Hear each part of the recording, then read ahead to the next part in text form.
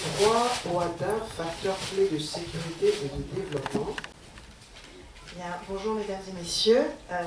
En préambule, j'aimerais remercier l'association qui est notre hôte aujourd'hui, dans la personne de Madame Marie-Thérèse Aldermatt et ses équipes qui me font l'honneur effectivement de m'avoir invitée aujourd'hui.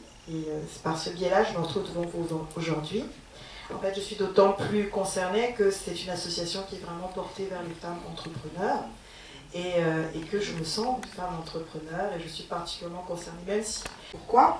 L'acronyme OHADA vient de l'Organisation pour l'harmonisation en Afrique du droit des affaires, donc OHADA, et qui a été créé par le traité relatif à l'harmonisation du droit des affaires en Afrique, qui a été signé en 1993 à Port-Louis Maurice et qui a été révisé récemment en 2008, il y a quelques années déjà, mais en 2008. Et la mission du droit OHADA, c'est harmoniser le droit des affaires en Afrique au fin de garantir, au niveau de ces États membres, une sécurité juridique et judiciaire pour les investisseurs et les entreprises. C'est très important. Parce que pour vous, entrepreneurs, quoi de plus rassurant que de savoir qu'il existe un droit qui est fait pour vous, qui correspond aux entrepreneurs, qui correspond à leurs besoins de simplicité, de célérité, de visibilité, de prévisibilité, et qui leur permet de circuler juridiquement de façon harmonisée dans 17 États du Sub-Sahara. Ça veut dire que, vous savez, quand vous investissez, nous sommes tous, moi je dis nous sommes tous parce qu'en Afrique on est tous investis, on est tous entrepreneurs. On a tous des conteneurs qu'on envoie, on a tous un oncle, une tante qu'on aide, on a tous des projets, on a tous, regardons votre fort intérieur, tous des Africains, des projets qu'on a envie de mener, même si on est salarié. Le salariat, c'est pas forcément la première voie du développement et de l'enrichissement en Afrique, ça on le sait. Donc c'est la raison pour laquelle le droit OHADA nous concerne tous, parce qu'il a la vocation à être plus simple, moins lourd, plus rapide. Il a la vocation à nous faire réaliser des choses moins chères. Effectivement, tout à l'heure mon confrère parlait de solutions effectivement sur la sécurité de l'argent, de plein de choses. C'est vrai qu'il y a des questions auxquelles l'OHADA n'a pas encore répondu, mais elle est en train. Tout à l'heure, effectivement, on parlait aussi du droit du travail, par exemple. Mais il faut savoir que c'est à l'étude, c'est-à-dire qu'il y a un avant-projet qui est en préparation sur le droit du travail, on a un avant-projet qui est en préparation sur les contrats spéciaux. Voilà, donc l'OHADA, c'est un droit en pur mouvement, tout le temps, et qui, pour moi, pour vous, pour nous, entrepreneurs, il faut user et en abuser. Parce qu'à partir du moment où on a un droit harmonisé, on sait à quelle sauce on va être mangé, et bien on a envie d'investir.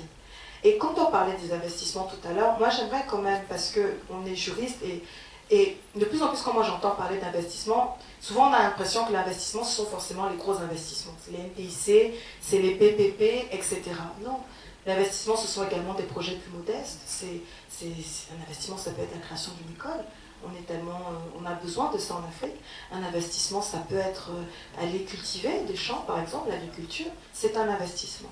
Donc c'est la raison pour laquelle le droit ADA concerne tout ça. Il concerne le droit commercial, il concerne le droit des sûretés, il concerne les procédures collectives, il concerne beaucoup de domaines et encore plus d'enrichissement et de développement. Et n'hésitez pas, user et en abuser, et puis participer aussi pour moi.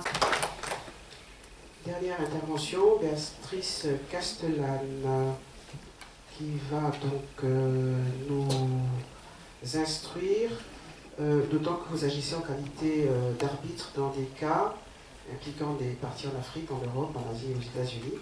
Et vous êtes particulièrement familière de la pratique des règlements d'arbitrage, dont ICC, OHADA, CCJA, ALRCA.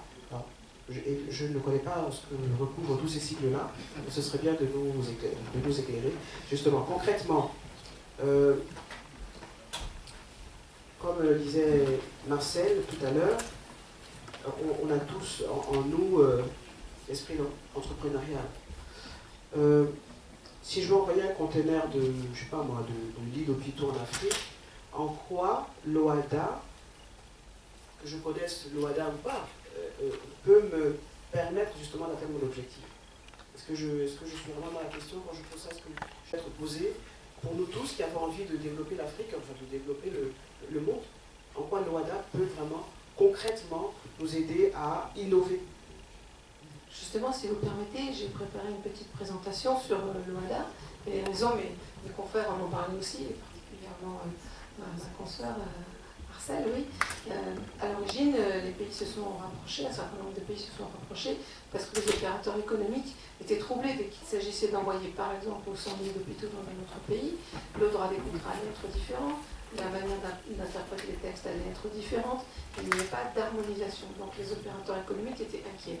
Il fallait leur donner une sorte d'assurance qu'ils allaient être traités de la même manière et qu'ils allaient comprendre aussi la manière dont le pays dans lequel ils veulent vendre leurs produits allait les recevoir et allait éventuellement sanctionner quelque chose qu'ils n'auraient pas fait en toute bonne foi ou n'étaient pas au courant de la législation nationale.